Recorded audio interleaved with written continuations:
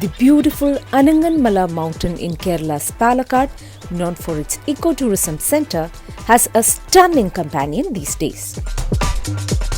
A giant Football World Cup trophy that's drawing widespread attention. The 28-foot tall trophy is around 36 feet if its stand is also taken into account. It was recently inaugurated by former Indian footballer I.M. Vijayan. നമുക്കൊക്കെ ഭയങ്കര അഭിമാനമാണ്. ഒരു football പ്ലെയറാണ്, നമുക്കും ഭയങ്കര അഭിമാനമാണ് ഇത്രയും interest എടുത്ത്. അതുപോലെ കട്ടയ്ക്കും താത്തയും നിൽക്കുന്നുണ്ട്, അതാണ് ഏറ്റവും വലിയ രസം. The model, made from sheet metal and foam sheet, was set up by a football fan and entrepreneur named Yasser from Panamanna.